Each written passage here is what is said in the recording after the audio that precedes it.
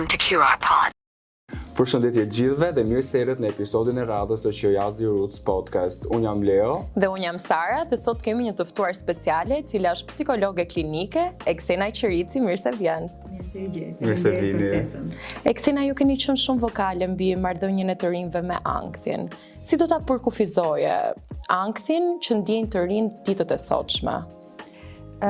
Sigurisht ankthi është një fjalë e re, por në vetvete është diçka që ka ndodhur gjithmonë me njeriu. Njeriu është një qenie që ka frikë, njeriu është një qenie që shqetësohet dhe sigurisht sot shoqëria moderne po i nxit gjithmonë e më shumë pa faktorë që njeriu të ketë më shumë frikë dhe të ketë më shumë shqetësim. Kur frika e kalon kufirin e saj, kur shqetësimi mbi këtë lloj frike e kalon kufirin e saj, kalojmë në pjesën e ankthit që po ashtu është normale, por ajo çfarë vihet më shumë në pa është fakti që ky reagim ankthios ka kaluar në nivele të çrregullimi. Për të thotë kur ne kemi shumë faktorë që po na ndikojnë në mënyrën se si friksohemi, si shqetësohemi, fillon dhe mendja të çrregullohet në mënyrën se si do të reagojnë ndaj këtyre faktorëve. Pse të rinjt? Sigurisht të rinjt e sotëm truri i tyre më saktë stimulohet nga shumë faktorë. Ne kemi shumë frikra, është normale të kemi frikë, sepse sigurisht ankthi është një frikë ekstreme, një frikë e cila godet më shumë se sa mundet njeriu. Dhe jeta e sotme aktivizon shumë frikra. Ne themi shpesh, u themi fëmijëve që ti je frikacak, po të kesh frikë, duhet të themi të rinjve që është më se normale. Është funksionimi i trurit, pra nëse ne nuk kemi frikë, ne nuk aktivizohemi, ne nuk reagojmë si qenie njerëzore. Ajo çfarë është e vështirë sot, që na ka dhënë mundësinë të flasim e të shohim ankthin, se në fakt është një nga çrregullimet që e has shumë shpesh në popullat. Sepse njeriu është një qenie që ka shumë frikra, ka frikë mbi jetën, ka frikë mbi suksesin, ka frikë mbi marrëdhënie me të tjerët, që të gjitha këto përkthehen në çrregullime ose në frikra ekstreme të ndryshme. Pra njeriu ka frikë insekte të ndryshme, njeriu ka frikë edhe mbi vetë frikën. Pse ka frikë? Pra të gjitha këto janë arsye pse të rinjt e sotëm, por jo vetëm, nuk do e ndalje vetëm të rinjt, pse njeriu i sotëm po flet më shumë për ankthin se sa kur më parë. Eksena, a ka disa burime kryesore që të rinjt përjetojnë ankth gjatë studimeve? Suksesi është një nga faturat e të rinjve. Sigurisht që të gjithë ne duam të jemi të suksesshëm, të gjithë duam të jemi të mirë, të gjithë duam të jemi të mençur dhe në fakt sistemi arsimor e ngacmon këtë. Sot i riu është më i vetëdijshëm se i riu i mëparshëm. Është më i vetëdijshëm mbi aspektin psikologjik, është më i vetëdijshëm mbi mënyrën se si ndikon mësimdhënësit tek ai. Është më i vetëdijshëm, pra e artikulon dhe e formulon shumë më ndryshe. Dhe kjo bën që shpesh kur nuk gjen zgjidhje, të përjetojë, të kalojë në situata ankthi. Ajo çfarë duhet cilësuar është fakti që ne jemi shoqëri traumatike, sepse ne mbas situatave të ankthit shohim që mund të ketë një eksperiencë traumatike nga e shkuara.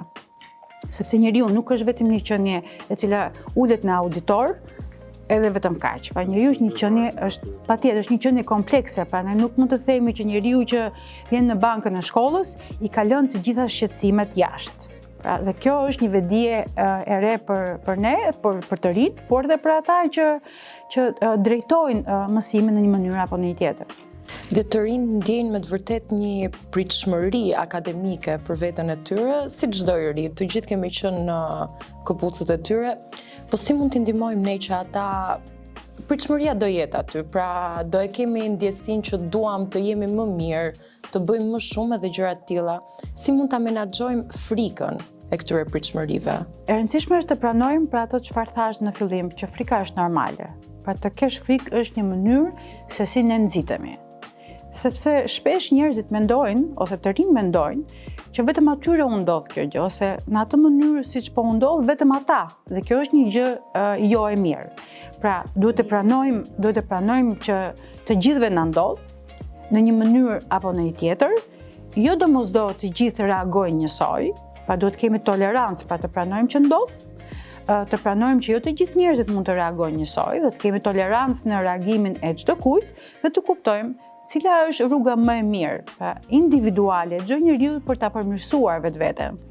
Ne si kulturë shpesh kemi fjalë negative, stigmatizuese, ofenduese, kufizuese në momentin që shohim që është diçka normale. Pra siç e cilësova, ne themi ti je frikacak, dhe ti thuash po themi një të riu ti je frikacak, ti nuk merr guxim, kjo nuk bën asgjë tjetër sa e step atë të pranojë atë çfarë po ndodh me veten dhe të japi guximin që ta shohë veten ndryshe, po dhe të jeti i suksesshëm. Nëse dje nuk e qenë i suksesshëm, që ndodh shpesh që shoqërohet që unë nuk ja dola dje, nuk do ta dala sot, ti ke mundësi sepse truri ka mundësi që do ofroj ty alternative, pra është plastelin dhe ka mundësi që sa herë që ti vendos të ndryshosh, ai ta jep mundësinë për të ndryshuar. Por nëse kemi të rinj që vazhdimisht i thotë që ti je frikacak, ti nuk mund ta bësh, ti s'do e bësh kurrë. Çfarë do të bëj që të dali nga kjo fruska e të marri tek vetja gjatë gjithë kohës mendimin negative nga të tjerëve? Kush është ai cilësi kryesor që të ndryshoj? Që mos të ndikoj. E vërtet. Është shumë e rëndësishme dhe ne themi duhet të ndryshosh mjedisin apo njerëzit me të cilën ti ke kontakt ose ndikojnë në jetën tënde në mënyrë që këto mendimet negative të mos jenë dominante, sepse nëse ato qëndrojnë për një kohë të gjatë, ato të bindin, pra këto mendime të bindin dhe nuk të krijojnë asnjë lloj mundësie për ta parë ndryshe. Dhe nëse ti sheh që me ndryshimin e një ambienti, pra nëse ti përzjedh një mik, një shok i cili mendon pozitivisht, pra e zgjedh me vetdije një person që flet pozitivisht, që është i frymëzuar, nëse flet me një lektor i cili mendon që të kupton dhe do të nxjisi pozitivisht. Nëse e sheh që të gjitha këto përpjekje nuk po munden dot të ta nxjisin mendimin ndryshe, nuk ka asgjë negative të kërkosh një mendim profesional. Sepse mendimi profesional nuk ka të bëj asgjë më shumë se sa ti ke konsumuar një pjesë të trurit tënd dhe ka nevojë që një specialist me teknikat, me mënyrën e të folurit, me fjalët e duhura, të nxjisi pra atë lloj mekanizmi që për arsye të ndryshme nuk është në atë nivelin e duhur. Pra kështu duhet parë mendja dhe truri i një të riu, që thjesht nuk është në kohën e duhur, një njerëzit e duhur që ta nxjisin të ndryshoj apo të mendoj pozitivisht. Si mund ta kuptojmë që një i ri po kalon ankth? Pra kush do jenë disa shenja të paktën që ne si persona të tretë apo të dytë ta kuptojmë që njëri po përjeton diçka të tillë? Ka disa aspekte, pra është aspekti fizik, është aspekti emocional, aspekti sjellor. Sigurisht pa ne e shohim që një person djersitër, pra nuk ndihet mirë fizikisht dhe ne e shohim që po djersitet, pra ka disa shenja fizike të cilat janë të dukshme. Është aspekti kryesor. Aspekti emocional që është i brendshëm e tij që jo gjithmonë mund të duket, pra ka një vështirësi emocionale dhe sjellja është një nga elementet që ne shohim, që thotë që personi e kufizon veten ndaj diçkaje. Dhe pikërisht fakti që ne e nxisim dhe ai e kufizon veten, duhet na bëj të vëmendshëm që çfarë ka ky i ri i cili po kufizohet, nuk po ndërvepron apo po izolohet. Pra kjo është e rëndësishme për njerëzit që nuk e njohin nga afër këtë lloj çarkullimi. Pra çdo ndryshim i vogël emocional në mënyrën e të folurit, por edhe në sjellje, duhet na bëj të vëmendshëm për t'i dhënë një lloj ndihme apo një lloj mundësie për të kontaktuar një profesionist. A mundemi ne t'i japim ndihmë sadopak një të afërmit ton nëse e shohim që ka probleme me ankthin, me stresin, apo duhet të drejtohen në organet kompetente për të marrë trajtimin e duhur? Sigurisht që ndihma varet nga mënyra se si ky ankth ka ndikuar në funksionimin e njeriut. Nëse njeriu e ndjen, pra që me një fjali ndryshe, me një mendim ndryshe, mund ta përballoj, sigurisht dhe kjo vlen. Por duke marrë shkas nga kultura jonë që përgjithsisht tregon shumë vonë, flet shumë vonë, pikërisht nga frika e të folurit, shpesh ne rastisim kur ajo ka ndikuar në funksionim. Pra nuk të lë më të veprosh. Në momentin që ka ndikuar në funksionim, të izolon, nuk të lë më në veprim, atëherë ka nevojë për një specialist. Dhe mirë është që edhe pse në kulturën tonë nuk është parandalimi, të shkosh te specialisti edhe në hapat e parë, edhe kur ti ndjen vështirësinë e parë, sepse bëhet më e lehtë për ty për ta menaxhuar. Ankthi nuk është i lehtë, sepse nga që krijon situata fizike dhe duket sikur pra njeriu i rre fort zemra dhe duket sikur ti pushoj zemra. Dhe prandaj shpesh në mendimet e tij ngecet në faktin që ka diçka që nuk funksionon në zemrën. Ose ka vështirësi me gëlltitjen, pra kur kem situatë dhe duket sikur do të mbytet dhe kjo bën që ai të mos ushqehet. Pra këto situata tregojnë që njeriu e ka arritur dot limitin për ta ndihmuar veten ose me njerëz të afërt dhe ka nevojë për një specialist, sepse nuk është vetëm fakti që njëri të kupton. Duhet të thotë fjalinë e duhur, duhet të përdori mënyrën, teknikën e duhur që të të bindi ty ose të siguroj trurin tënd që kjo situatë nuk mund të përsëritet, është përsëritur, por nga i vjen shkaku. Kjo është shumë e rëndësishme për të kuptuar. A mendoni se sistemi i arsimit shqiptar i përgatit studentët mbi dështimin apo gabimet? Kjo është është shumë e madhe si fjali. Unë do ta nis ndoshta edhe nga formimi im. Sigurisht si psikolog klinik mendoj nuk e kemi marrë ashtu siç duhet si psikolog që do të punosh me njerëzit në vështirësi të ndryshme. Ka patur vështirësi të ndryshme arsimi im, qoftë në të shkuarën, po edhe në të tashmen që po përpiqet të ndryshoj. Të them fakti që nuk i përgatit është fjali e madhe dhe e guximshme, por që ka ende vështirësi, do thosha që ka ende vështirësi, që ka ende për të përmirësuar dhe përmirësuar shumë, por qoftë nga ana e teksteve, pra e informacionit, qoftë nga qëllimi për të mësuar, pra ne jemi shoqëri që riprodhojmë. Pra në të mësuarin tonë, edhe në formimin tim, pra sundon mendimi që ne kemi riprodhuar tekstet, ne kemi riprodhuar informacion, pra nuk kemi një mendim kritik, pra po ta shohësh është e vështirë mendimi kritik të disa njerëz. Dhe pikërisht këtu tregohet sfida që arsimimi ynë ka kaluar. Studentët gjatë ciklit të studimeve ose para provimeve, sezonit e provimeve, e manifestojnë ankthin në mënyrë direkte apo indirekte? Mund të manifestohet në forma të ndryshme, në mënyrë direkte, në mënyrë indirekte, edhe të fshehur. Por gjithsesi ankthi nuk të lë. Në momentin që aktivizohet do ta shpreh sepse e ka të pamundur të rezistoj brenda njeriu dhe normalisht në një mënyrë apo tjetër do të shfaqet, sepse depresioni ndaj provimeve është shumë i lartë.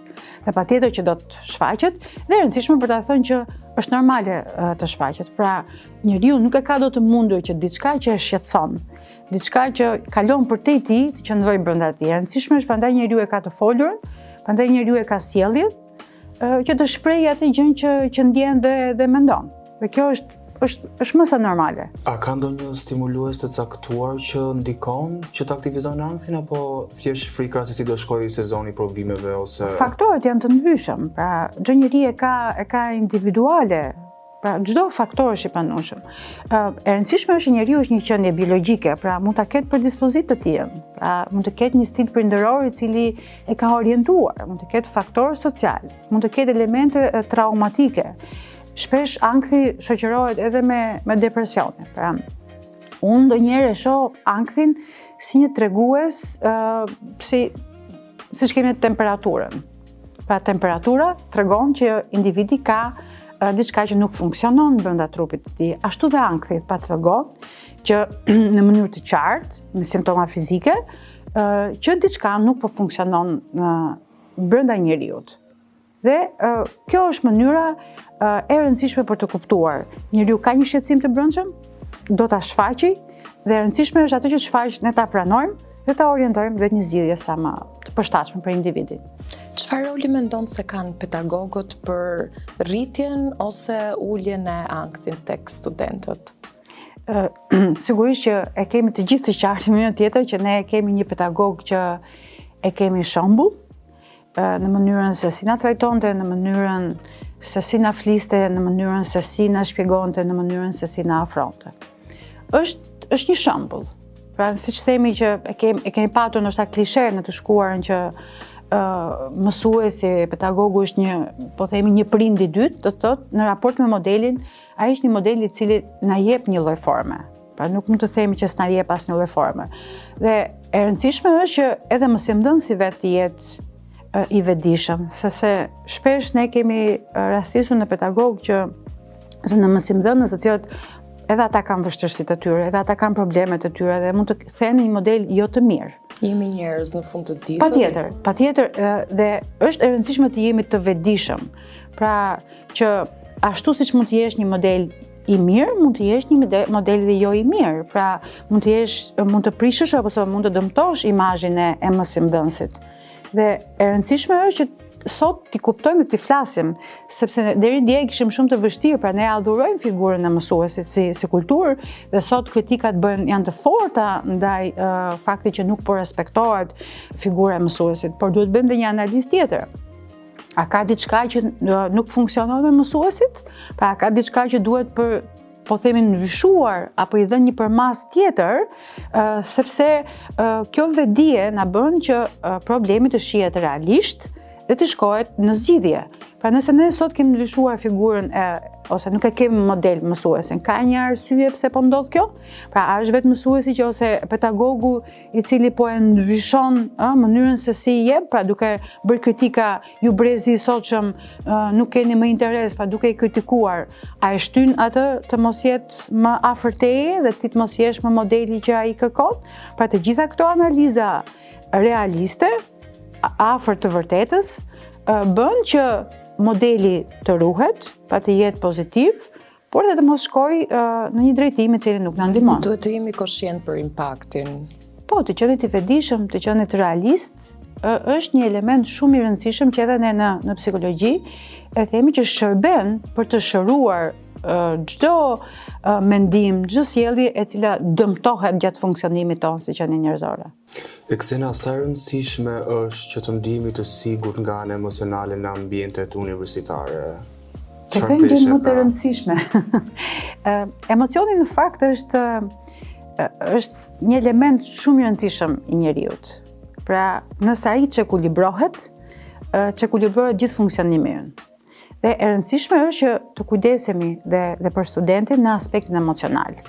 Se tendenca e arsimimit është që ti kujdesesh për studentin që ai të mësoj mirë, të vinë në klasë, në auditor, të ndjeki leksionet dhe ti mendon që kjo gjë e bën atë më të mirë. Pra është një qenie emocionale. Pra, përpara se ai të vinte në auditor, a ka patur ai një jetë të vështirë, a ka patur ai një konflikt me familjarët, apo me një mik, apo me dikë që e do shumë, dhe ky interesim emocional tregon që ti jep respekt dhe vlerë studentit. Sepse nuk do të thotë që me që ti je mësimdhënës, me që ti je ai që ofron studentit dije, je superior ndaj tij. Pra duhet ta bësh studentin të ndihet emocionalisht i pranueshëm, ashtu siç vjen. Pra në auditor të ndihet i pranueshëm dhe ti e ndihmon atë që të zotroj dijen, por duke respektuar dhe vështirësitë emocionale që ai mund të ketë kaluar ose po kalon. Pra nëse mund të rreshtojmë çfarë mekanizmi duhet të bëjnë studentët për të përballuar këtë ankth, këtë ndjesi emocionale që mezi e shprehin edhe vetë. E rëndësishme është për ne të krijojmë kushtet e duhura. Pra aktualisht ne po krijojmë kushtet e duhura që një student në momentin që dëgjon që disa gjëra ndodhin tek njeriu, disa gjëra janë normale, e rëndësishme është të fillojmë të flasim. Të flasim në atë lloj mënyre sa të kuptohen dhe të pranohen, dhe e folura është thelbësisht e rëndësishme. Pra e gjithë procesi ynë psikologjik bazohet mbi të folurën. Të gjitha konfliktet njerëzore bazohen mbi të folurën. Dhe e rëndësishme është nëse flasim në mënyrë të kuptueshme dhe të pranueshme për studentët, do të thotë që i japim mundësinë atyre që çdo gjë e vështirë të shihet, të analizohet, të rritet kuptueshmëria dhe vetdia, sepse shpesh studentët thonë që mua më ndodh kjo gjë, po nuk e di pse më ndodh. Do të thotë që njeriu bën shumë gjëra dhe nuk e di. Dhe sa më shumë ai di, aq më shumë ulen frikët, aq më shumë ulet mundësia për të zhvilluar ankth. Pikërisht këto janë gjërat që besoj edhe ju, unë ju përgëzoj, sepse të flasësh në mënyrë të tillë të qetë, kuptuese dhe të pranueshme nga studentët, kjo është një gjë e mirë, e cila tregon që jemi në rrugën e duhur. Unë Sara tani kam dëshirën, gjithmonë kemi dëshirën për të ditur për çdo të ftuar si ka qenë eksperjenca e tyre si student.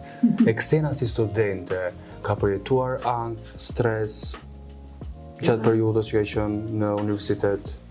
Patjetër që po, se i përkas një sistemi pak më të hershëm edhe më të vjetër e quaj, dhe sigurisht presioni ka qenë i lartë.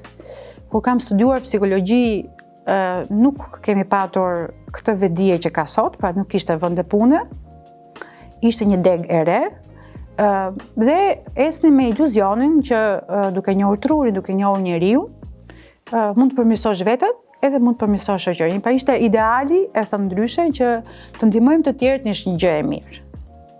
Sigurisht sot nuk është e lehtë si profesionist të punosh me njerëzit, se krijon kushte, duhen krijuar në fakt kushte, por si studente nuk e mbaj mend veten plotësisht të qetë, sidomos viti i fundit i studimeve, kur ne bënim një lëndë tepër të vështirë, mbi çrregullime të ndryshme, dhe presioni nga pedagogët, kryesisht ishin burra, meshkuj, dhe për ne gjinia femërore ishte pak e vështirë.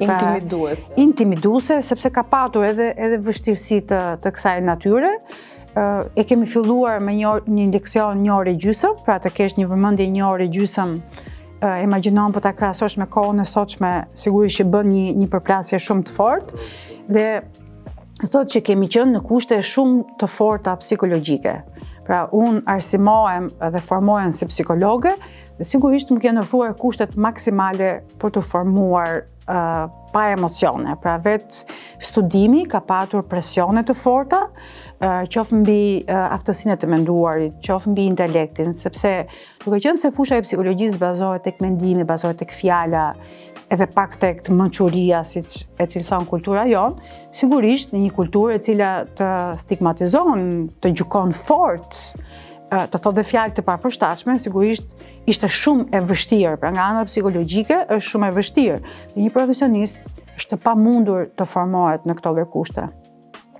Thotë që ka qenë një sakrificë e vështirë, për më tepër që kemi marrë dhe profilin klinik, dhe profili klinik është edhe më i vështirë, sepse të gjitha këto të duhen që në momentin që ti përballesh me personat që kanë vështirësi mbi këto që ne po flasim, ty të duhet emocionalisht të jesh i ftohtë, të jesh i shkëputur dhe i trajtuar personalisht nga e shkuara jote, dhe të merresh me njeriu. Pra, duke mos formuar në këto lloj kushte, sigurisht që them që jemi sforcuar tepër, dhe kjo ka një kosto.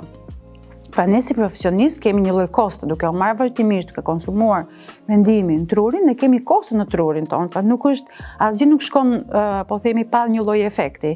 Dhe pikërisht kjo sforcë që kemi marrë si student, për të mësuar shumë, për të riprodhuar shumë, për të gjetur diagnoza, të cilën shumë kultura sot europiane, për në trajnime që unë bëj jashtë Shqipërisë, shoh një lloj lehtësie dhe një lloj respekti ndaj profesionistit, edhe ndaj studentit, gjë të cilën unë nuk e kam ndjerë në vitet e mia të studimit. Shumë e vërtetë, Eksena. Jam shumë kurioze të paktën ankthin ju vetë, si e përballoni sot që flasim? Jo domosdo çdo njeri kalon në ankth, sepse varet nga mënyra se si mendon, pra kam patur gjithmonë një të menduar që të zgjidh problemin dhe pastaj ndodh, pra edhe në sistemin tim të emergjencës, pra kur reagoj ndaj situatave emergjente, mendja ime është orientuar të vetë zgjidhjes së problemit dhe më pas e kalon. Kalon, pra nuk do të thotë që unë nuk e kaloj. Pra situata ime, se njeriu ka një veprim emergjence, pra ka një mënyrën se si funksionon, dhe e rëndësishme është ta kuptoj. Zgjidh problemin dhe pastaj kalon të gjithë pjesën tjetër të vështirësisë që prodhon ky lloj problemi ose kjo situatë anktioze. Unë ndoshta e kaloj pak më vonë, me rritjen profesionale, me rritjen e kuptueshmërisë së vetes, sigurisht që kam filluar ta kuptoj dhe ta menaxhoj në mënyrë apo një tjetër që mos e kaloj limitin e vet. Nuk mbaj mend në eksperiencën time si studente, të kem kaluar në një situatë të vështirë anksiose, ndoshta pak të tepruar, kam patur nivelin e krenarisë ose vlerësimit për veten dhe kjo ndoshta s'më ka lënë ta zhvilloj ankthjen në atë lloj forme sa të më ketë penguar apo të më ketë ndikuar realisht në një situatë që të kem hequr dorë nga një provim apo të mos kem mësuar diçka. Kështu që konfidenca është gjithmonë e mirë. E rëndësishme po, është shumë e rëndësishme për të punuar me vlerësimin e vetes, me besimin tek aftësia e vetes. Kjo është shumë e rëndësishme. Ndoshta e kemi patur në mënyrë të pavetdijshme nga fakti që kemi patur shumë vështirësi për gjetjen e informacionit dhe kjo na bënte që të ishim gjithkohë në sistem alarmi për të kërkuar gjithmonë për të mbijetuar dhe nuk ta ka lënë mundësinë që të zhvillojmë aspektet kësaj natyre. Ne dim që Eksena është nënë e 2 fëmijëve. A ke ndikim të drejtë për drejtë tek fëmijët duke i folur për ankthin, si ti menaxhon emocionet e tyre në shkollë, se janë student besoj? Po, janë nxënës, po. Se student është term për... Madje ndonjëherë profesioni më pengon sepse kërkohet një lloj perfeksioni nga psikologët edhe ata shpesh më përmendin si më të qeshur, po ndoshta të ironike që edhe psikologe. Si e bën atë ndarjen, se këtu jam kurioze, jam mama tani dhe do ju bëj pak psikologe pastaj. Jo, nuk e ndaj. Pra në familje nuk e bëj psikologen. Mundohem të flas qetë dhe pozitivisht, edhe pse është e vështirë, me 2 djem nuk është as pak e lehtë, sepse janë 2 karaktere të ndryshme, 2 personalitete të ndryshme. Sigurisht, profesioni më jep mundësinë që ta kuptoj ato çfarë ata janë, vështirësitë që kanë. Patjetër që unë kam vështirësi, kam probleme, se në momente të caktuar nuk jam më profesioniste, por jam një nënë e cila mundohet të bëj më të mirën për fëmijët e saj dhe një shoqëri e cila është shumë komplekse për djemt, në shumë vetime. I njoh, për shembull djali i vogël ka një temperament ndryshe nga djali i madh dhe mundohem që të jem e vëmendshme që askujt e thënë të mos i bjerë në qafë. Kjo është shumë e bukur se si ti e ndan të qenë psikologe dhe se mbi të gjitha në fund ditës jemi njerëz dhe duhet jemi sa më pranë tyre. Unë dua të di, duke qenë që vetë lexoj libra, kam lexuar 3 vitet e fundit libra psikologjik për të zhvilluar trurin tim. I sugjeron tek të rinj që të lexojnë libra dhe çfarë i sugjeron që të paktën ta dinte dëgjuesit tanë se çfarë të zgjidhin për të lexuar dhe nëse është libër që të ndihmon për të shmangur ankthin apo stresin apo dhe depresionin. Unë do të rekomandoja për të rinj kryesisht libra që bazohen te vlerësimi i vetes. Unë e konsideroj shumë të rëndësishme mënyrën se si njeriu e vlerëson veten. Pra si beson tek, sepse duke qenë një qenie sociale, e cila ndikohet shumë nga të tjerët, që shumë nga mendimet që të rinj kanë për veten bazohen nga fjalit të tjerëve, e rëndësishme është të lexosh libra të cilët të japin një pamje apo të nxisin një vlerësim dhe një besueshmëri tek vetja. Pra libra sigurisht që edhe shqip, po kryesisht nuk ka shumë, janë më shumë të përkthyer. Po janë shumë të përkthyer. Po sot ka website të ndryshme pra që ofrojnë libra free për të lexuar dhe për të dhënë një mendim ndryshe. Pra kryesisht tek të rinjt do të orientoja tek libra që nxisin vlerësimet e vetja dhe besimet e vetja. Ato janë shumë pozitiv për çdo lloj hapi në jetën e tyre. Jo vetëm për të rinjt, po për çdo kënd. Për çdo lloj njeriu. Po, sepse mekanizmi i vlerësimit të vetes është shumë i rëndësishëm. Pra njerëzit influencohen kaq shumë nga të tjerët, se në një moment pastaj fillojnë të dyshojnë tek vetja. Dhe si do e ndryshosh këtë marrëdhënie, pra ndikim nga të tjerët dhe me veten, duke marrë një informacion më shkencor, më profesional në mënyrën se si të jesh realist me atë çfarë të thonë të tjerët dhe atë çfarë ti duhet të thuash vetes tënde. Kur dim më mirë, bëjmë më mirë, kështu që... Po, është fjali e bukur, po jo gjithmonë do të kështu. Shpresojmë gjithmonë. Ne përpiqemi të bëjmë më të mirën. Maksimumin ton gjithmonë. E vërtet. Ne do kalojmë te quick and fire round. Kjo është pjesa jonë e preferuar Tani gjithmonë. më duket se më filloi ankthi. Dhe ne këtë e themi në çdo episod që është tradit, është pjesa jonë e preferuar, e thjesht disa pyetje të shpejta që ju do mundoni ose do jepni përgjigje të shpejta dhe ka një surprizë nëse nuk ndodh kjo gjë. Do kthejmë minutin ton të famshëm dhe fillojmë. Fillon nga ankthi. Shkollë që mat suksesin apo shkollë që formon njeriu? Formon njeriu. Frik nga nota apo frik nga e ardhmja? E ardhmja. Presion i vazhdueshëm apo pritshmëri realiste? Pritshmëri realiste. Gabim që mëson apo gabim që dënon? Gabim që mëson. Të jesh i zën apo të jesh i ekuilibruar? Të jesh ekuilibruar. Motivim nga frika apo motivim nga kuptimi? Sigurisht nga kuptimi. Po, Të krahasohesh me të tjerët apo veten e djeshme? Po, vetëm me veten. Sukses i shpejt apo zhvillim afatgjat? Zhvillim afatgjat. Shkollë konkurruese apo bashkëpunuese? Bashkëpunuese. Dhe fundi të kërkosh ndihmë apo të durosh në heshtje? Të kërkosh patjetër ndihmë. Kjo ishte i gjithë esenca e këtij episodi. Përsëri në kokë, kështu që nuk ka ajo surpriza që thash pak më parë që do ishte një dënim nëse nuk do i përfundoje në 1 minutë. Ko me sa duket, nuk ka dënim. Nuk pas kemi pasur nevojë. Dhe Ksena, shpresojmë që t'jesh kënaqur sot dhe të doja shumë një mesazh të fundit për të rinj që si ta menaxhojnë ankthin dhe stresin gjatë provimeve në shkollë apo dhe në jetën e tyre të përditshme. Unë ju falenderoj, vërtet jam kënaqur edhe pse eksperienca në raport me intervistën edhe aspekti mediatik tashmë është bërë diçka që e synoj profesionalisht, ndihem mirë sepse kur flet me njerëzit, e rëndësishme është të jesh realist. Edhe të qenit mes jush më dha mundësinë që të jem sa më reale, sa më e kuptueshme dhe sa më shpjeguese.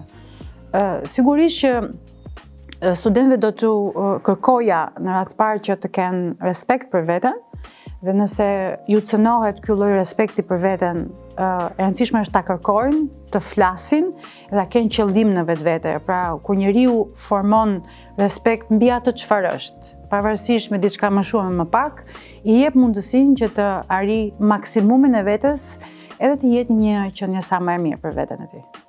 Ksena, të falenderojmë shumë, uroj që çdo i ri ta ketë gjetur veten sadopak në çdo gjë që ju thatë. Dhe faleminderit shumë edhe për fjalët që kanë ndikuar tek të rinjt dhe shpresoj që të ndikojnë edhe nga ky episod. Faleminderit edhe një herë. Faleminderit ju që jeni kaq të mirë. Faleminderit. Dhe për të gjithë ju që na ndoqët, bashkë do të shihemi të premten që vjen në orën 18:00 në kanalin e YouTube-it Universiteti Qerjazi. Dhe një reminder, të kërkosh ndihmë nuk është gabim. Shihemi javën që vjen. Shihemi.